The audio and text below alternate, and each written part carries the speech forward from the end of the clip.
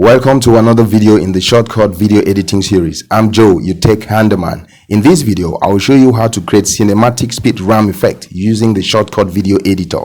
If this is your first time watching, please subscribe, like, and comment. If you're ready, let's dive right in.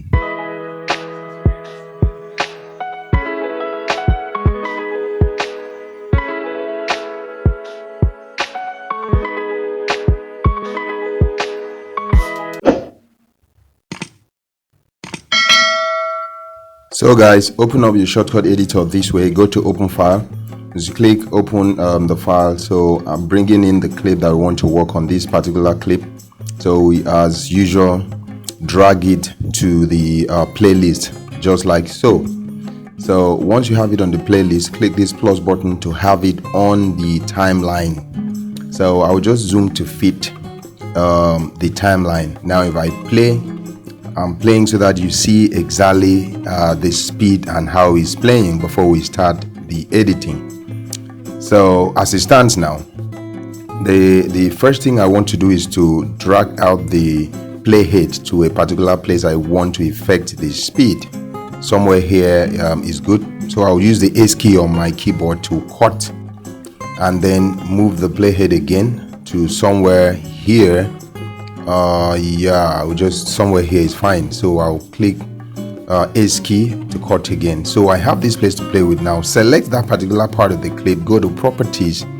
Once the properties tabs is open, I will just increase the speed by 10 times and click apply. Now notice how that particular portion shrinks. So if I drag the playhead away and play, notice the burst of speed when it gets to that place. The speed just flashes and then flashes back. That shows you that it is faster that way. Let me play it again. Take note, look at that. It just flashes and then plays the normal speed after that point. So this particular point is where the speed is affected. So I will just undo and then do another.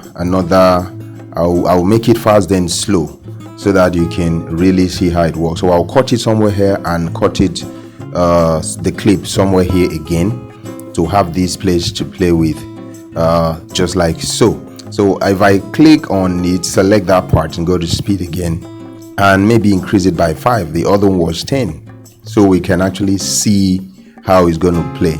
So if I play the clip, notice the speed and it's fast that point, and then it plays normally. So that point is by 5 the speed. You can, it's actually your imagination. You can do a lot with this speed. You can make it fast and then slow, to create any kind of effect you want as far as speed is concerned. Now this is by 8. You can see how it bursts and then goes right back. So that is how it works. So I want to like I said the other time, I want to show you how to increase the speed and then slow it down. So burst of speed, then slow it down, then place normally. So let's see how that works. So first off, I'm going to cut my clip somewhere here, and then I will drag the playhead to somewhere here and then cut it again. Then I'll drag the playhead somewhere here again to cut it. So what I'm going to do is for the first part, I'm going to increase the speed here, then here I will slow it down before it plays normally. So select the first clip and then go to properties, and then I'll increase the speed by 8. So click apply.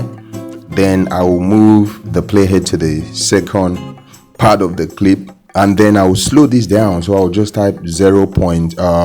Maybe 4, to slow it down a bit, just like so. You can notice it extends.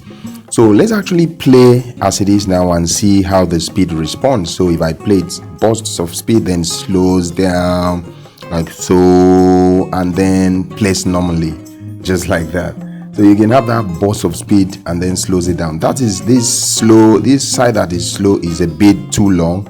So I'm just going to see how I walk around it so it's not too long. So first thing I will undo and then rearrange the clip. So you can see the technique here is actually selecting your part of the video, applying the speed the way you want, whether to increase or to reduce it. In this case, I will select right here and then move the playhead somewhere here to cut it, and then move it again to maybe cut it somewhere where the playhead is, somewhere there, so I can have that fast speed and then slows down, then plays normally. So select the part of the clip again. I'm repeating all of this so you know how it is done. So simple. Go to properties and increase the speed by 8.